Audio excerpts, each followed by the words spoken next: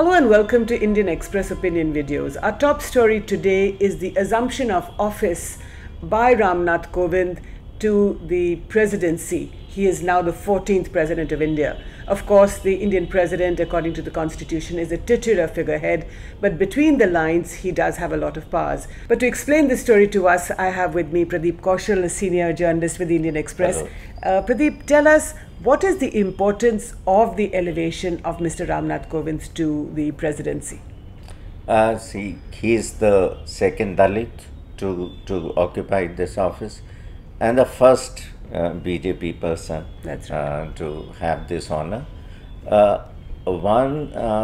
Through his election, the BJP has been able to send a message across to the weaker sections that they are pro-Dalit, they are in favor of them, they stand for their empowerment, and also it marks a kind of the completion of the BJP march. I see. To power.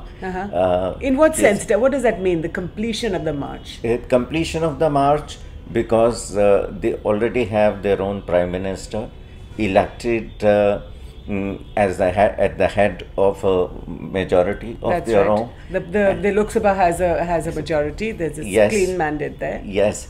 So now the head of the state is a BJP man. And does it matter? Does it matter if he is BJP? For example, we have had presidents in the past like Abdul Kalam, who did not belong to any party. He was a scientist. So did it matter? Does it matter today that you have a BJP man in Rashtrapati Bhavan? Theoretically, one would say, well, it doesn't. But politically, yes, it's a kind of political statement. It does matter that there is a man at the helm in the Rashtrapati Bhavan. I used the word complete a little earlier because we have the election for the vice presidency on at the moment. That's right.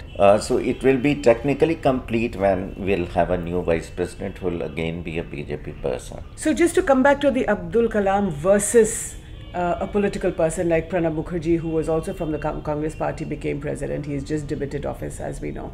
And now again, there's a BJP man in Rashtrapati Bhavan. So you do feel that it makes a difference? Well, it does make a difference. If you ask me, I am inclined to believe that it's a political office. But how does it make a difference, Pradeep ji? After all, the president cannot overrule the prime minister. We have a parliamentary form of government. What is it that the president can do? At times you have very complex political situations. Suppose there is an uncertainty at the center in the government, and the president has to consider, take into account a very complicated political situation. So I think a seasoned politician is a better bet.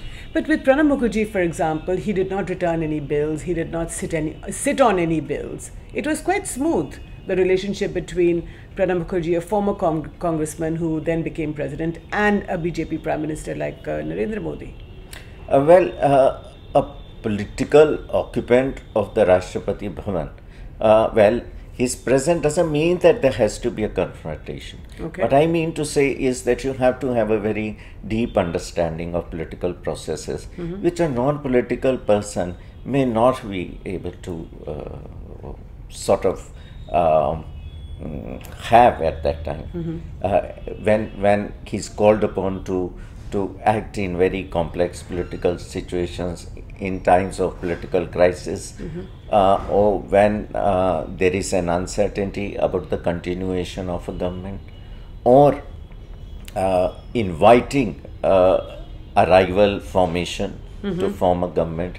So these are the kind of complicated situations in which the president is supposed to take a call. And in this situation, you feel that the Prime Minister, Mr. Narendra Modi, can count upon Mr. Ram Nath Kovind not to disturb, or unruffle the waters?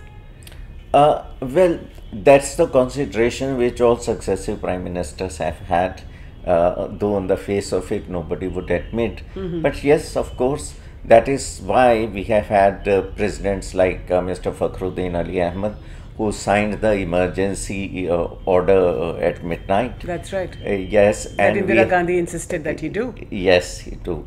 So, well, that's one crucial consideration which all successive prime ministers have had. So, you know Mr. Kovind, Pradeepji, what kind of a man is he?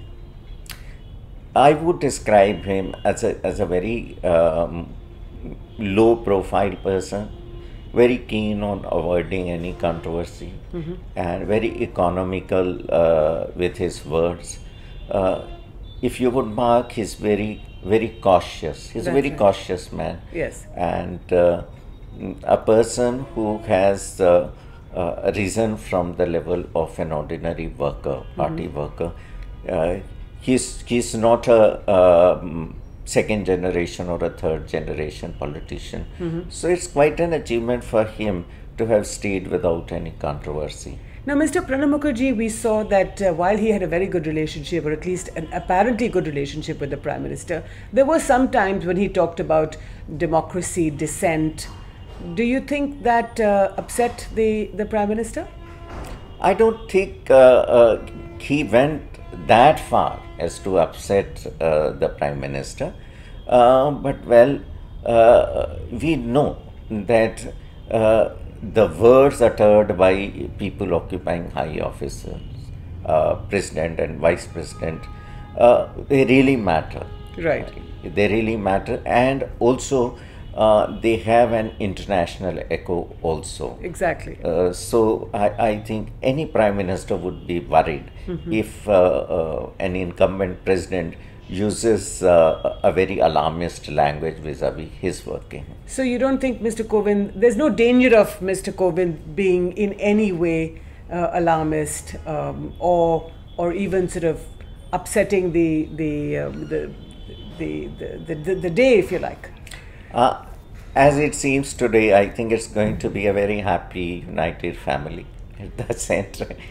So I would imagine, yes. Okay, if you were to say, you know, the two or three things, what do you think President Kovind should do? What President Kovind should do? Well, there isn't much scope for any maneuver. He has a battery of bureaucrats around himself. Right. A lot of advisors who would advise him what he is required to do in a given situation. And of course, first to interrupt you, for example, like Abdul Kalam, just to go back to Abdul Kalam, he liked to meet students. You know, he was always going to universities and talking to students or to schools. President Pranab Mukherjee, for example, opened up Rashtrapati Bhavan. He made it much more accessible. What do you think President Kovind will do? I think he would like to reach out to weaker sections a lot to make them feel that, yes, his elevation is their elevation too. This message he would like to send. I think the BJP will be highly pleased with that because that's the message even the party has wanted to send across to weaker sections. The Dalits especially? Yes, the Dalits and the poorer people. Okay. Now, they would be too happy if he does that. Okay. And I'm sure he's not going to disappoint them. All right.